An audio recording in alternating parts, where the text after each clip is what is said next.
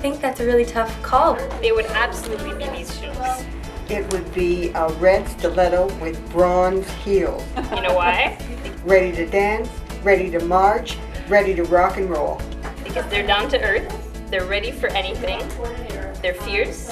Like a steel toe cowboy boot. But they're also pretty and loving. Because you need a little protection from all the shit. And you could really kick some ass. I think I'm certainly waving. I am definitely waving. I think I'm waving Because there is no way that we're ever going back, and nobody is going to pull me underwater. Nobody. I'm certainly not drowning. Maybe drowning a little bit. I'm drowning. I'm just drowning, and I know how to swim, and I'm still drowning. I've had enough of the debates and the infighting and the crap.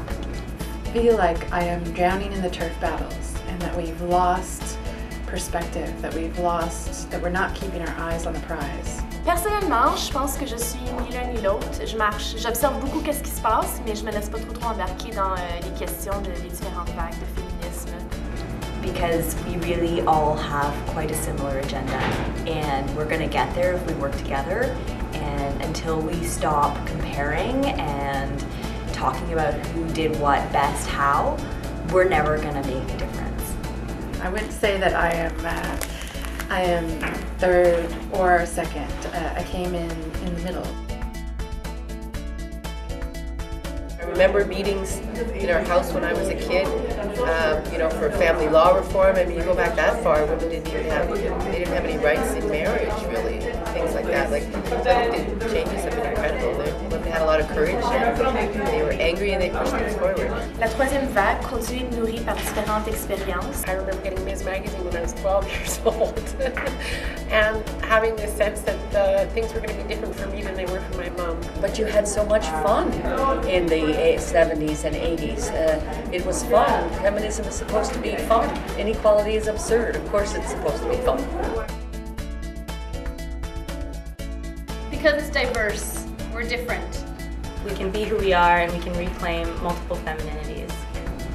I think sex positivity. I think they're really inventive. The best thing about being a third wave feminist is that you can be like me and be from a small town where English is not your first language, and you still have access to feminist material, which would not have been the case had I been born in a different era.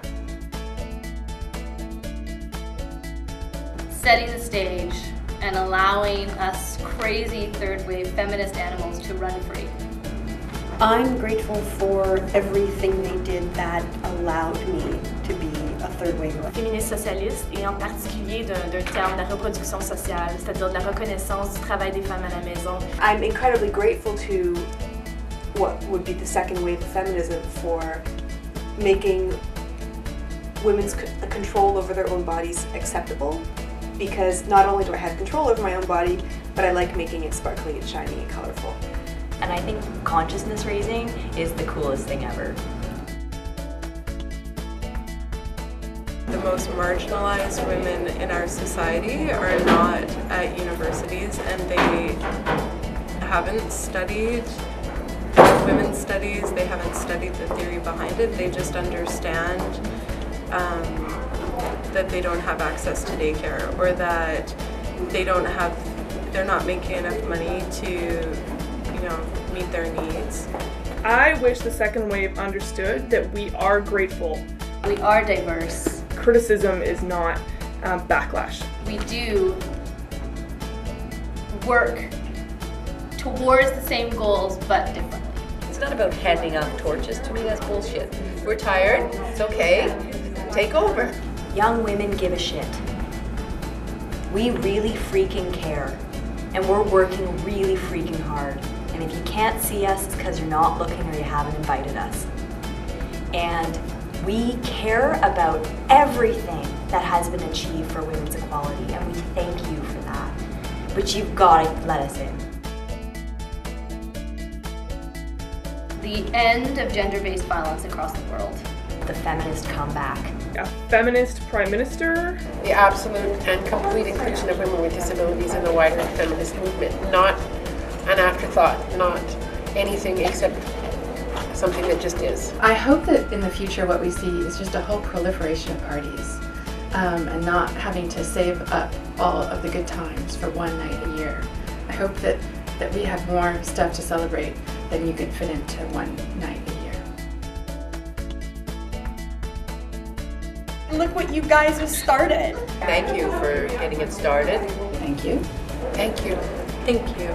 Thank you to every one of you. Thank you.